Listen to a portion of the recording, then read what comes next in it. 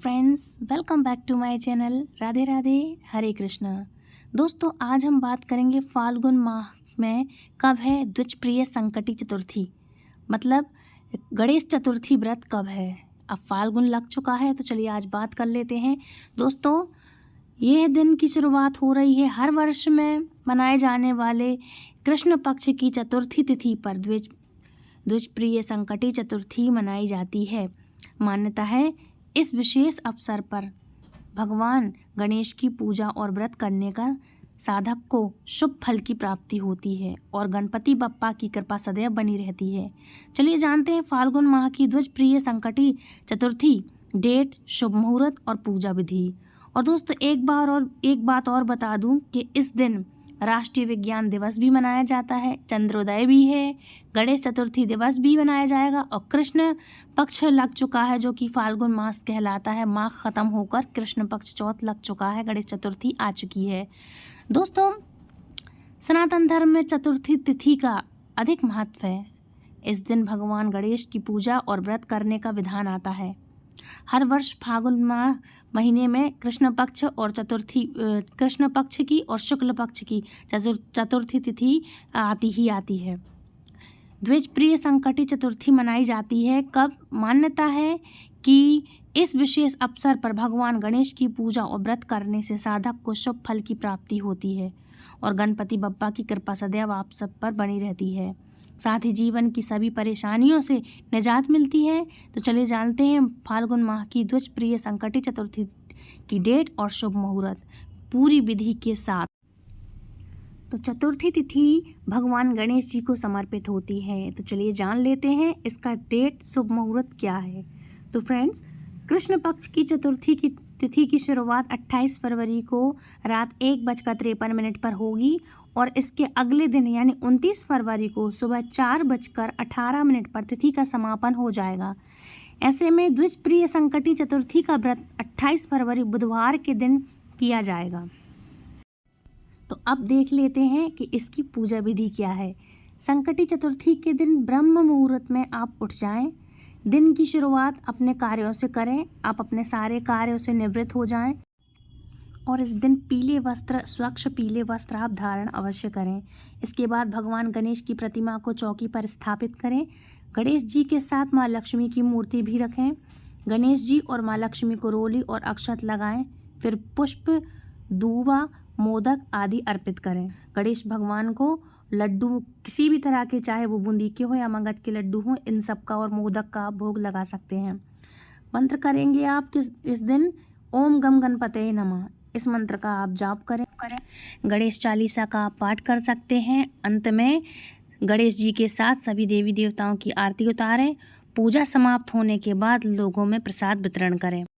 Friends, अब बात कर लेते हैं इसके महत्व के बारे में। तो हिंदू धर्म में संकटी चौथ को बहुत महत्वपूर्ण माना जाता है। इस व्रत को सभी कार्यों में सिद्धि प्राप्ति के लिए अचूक माना जाता है। कहा जाता है कि जो व्यक्ति इस दिन व्रत रखता है उसकी संतान संबंधी समस्याएं दूर होती हैं, साथ ही धन और कर्ज संबंधी समस्याओं का भी समाधान होता है। और बुद्धि के देवता है प्रथम पूज्य, तो इनसे बुद्धि और अच्छी बुद्धि की आप प्रार्थना कर सकते हैं। जो बच्चों से आप इनकी पूजा अवश्य ही कराएं तो अच्छी बुद्धि आपको ज़रूर मिलेगी। और सभी की बुद्धि के देवता भगवान गणेश हैं, तो आप इनसे अपनी अच्छी बुद्धि की मनोकामना कर सकते हैं। अब बात कर लेते हैं इसकी कथा के बारे में। सो फ्रेंड्स, प्रत्येक माह में आने वाली कृष्ण पक्ष की चतुर्थी संकटी चतुर्थी कहा जाता है इस व्रत को। यह व्रत माता पार्वती के पुत्र श्री गणेश को समर्पित होता है। इस दिन विधि विधान से भगवान गणेश जी की पूजा करनी चाहिए। फाल्गुन मास की संकटी चतुर्थी को द्विजप्रिय संकटी चतुर्थी के नाम से भी जाना जाता है। अब बात कर रहे हैं इसकी कथा, तो सुन लीजिए आप। एक बार की बात है, एक आदर्श राजा राज्य करता था। वह राजा अत्यंत धर्मात्मा थे। उनके राज्य में एक अत्यंत सज्जन ब्राह्मण थे। उनका नाम था विष्णु शर्मा। विष्णु शर्मा के 7 पुत्र थे। वे 7 अलग अलग जगह पर रहते थे। विष्णु शर्मा की जब वृद्धावस्था आई तो उसने सब बहुओं से कहा, तुम सब गणेश जी का व्रत किया करो।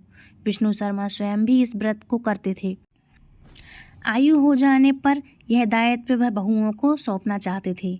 जब उन्होंने बहुओं से इस व्रत के लिए कहा तो बहुओं ने आज्ञा न मानकर उनका अपमान कर दिया। अंत में वे धर्मनिष्ठ छोटी बहू से ससुर की बात मान ली। छोटी बहू ने ससुर जी की बात मान ली। उसने पूजा के सामान की व्यवस्था करके ससुर के साथ व्रत किया और भोजन नहीं किया। ससुर को भोजन करा दिया। जब आधी रात बीती तो विष्णु शर्मा को उल्टी और दस्त लग गए। छोटी बहू ने मलमूत्र से खराब हुए कपड़ों को साफ करके ससुर के शरीर को धोया और पोंछा। पूरी रात बिना कुछ खाए पिए वह जागती रही। व्रत के दौरान रात्रि में चंद्रोदय पर स्नान कर फिर से गणेश जी की पूजा भी की, विधिवत पारण किया। इसके विपरीत स्थिति में भी अपना धैर्य नहीं खोया। पूजा और ससुर की सेवाओं दोनों श्रद्धा भाव से करने के कारण गणेश जी ने उन दोनों पर अपनी कृपा की। अगले दिन से ही ससुर जी का स्वास्थ्य ठीक होने लगा और छोटी बहू का घर धन धान्य से परिपूर्ण हो गया। फिर तो अन्य बहुओं को भी इस प्रसंग से प्रेरणा मिली और उन्होंने अपने ससुर से क्षमा मांगते हुए फाल्गुन कृष्ण संकटी गणेश चतुर्थी का व्रत किया और उनसे विधि पूछी और इस साल भर आने वाली गणेश चतुर्थी का व्रत करने का शुभ संकल्प लिया। जितनी भी साल में गणेश चतुर्थी आती हैं उन सब का इन्होंने संकल्प लिया। श्री गणेश जी की कृपा से उन सभी का स्वभाव भी सुधर गया। और फ्रेंड्स, अब बात कर लेते हैं व्रत के पारण की। सो फ्रेंड्स, इस व्रत में चांद की पूजा का भी बहुत खास महत्व होता है।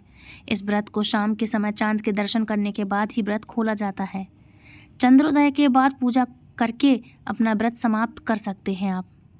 बहुत से लोग पाल, पायसम और चावल की खीर से खाकर आप अपना व्रत खोल सकते हैं, जबकि कुछ फलाहारी फूड्स के साथ अपना व्रत खोलते हैं।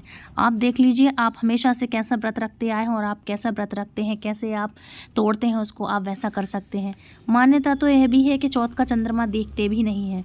कहते हैं कि प्राचीन कथाओं के अनुसार भगवान गणेश ने चंद्रदेव को श्राप दिया था कि जो तुम्हें आज के दिन का चंद्रमा देखेगा उससे उस इंसान को चोरी का श्राप लगेगा। तो बहुत से लोग ये भी मानते हैं कि इस दिन चंद्रमा देखने से चोरी का कलंक लगता है या किसी भी चीज़ का कलंक लगता है। लेकिन कुछ लोग कहते हैं कि मान्यता यह भी है कि चंद्रदेव का बहुत ही हमारे हिंदू धर्म में इनका बहुत ही महत्व होता है, इसलिए आज के दिन चंद्रमा को अर्घ देकर ही हमें अपना व्रत तोड़ना चाहिए। तो आप देख लीजिए आप हमेशा से किस तरह से आप पारण करते आए हैं कि किस तरह से आप पूजा के बाद डायरेक्ट आप खाना खा लेते हैं।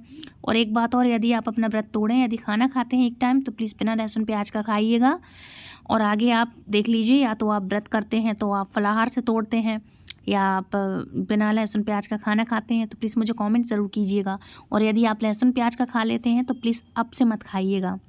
मिलती हूँ ऐसे ही इंटरेस्टिंग जानकारी के साथ नेक्स्ट वीडियो में। आई होप आपको आज का वीडियो पसंद आया होगा। यदि कोई भी क्वेश्चन हो तो आप पूछ सकते हैं, कमेंट कर सकते हैं। दूसरों तक ये वीडियो शेयर ज़रूर कीजिए ताकि आने वाली नोटिफिकेशन सबसे पहले आप सब तक पहुँच जाए। और लाइक ज़रूर किया कीजिए, ये भी फ्री है। चैनल सब्सक्राइब कर लीजिए, बेल आइकन को ऑल पे प्रेस करिए, ये भी बिल्कुल फ्री है। मिलती हूँ ऐसी इंटरेस्टिंग जानकारी के साथ नेक्स्ट वीडियो में। बाय बाय, राधे राधे, हरे कृष्ण।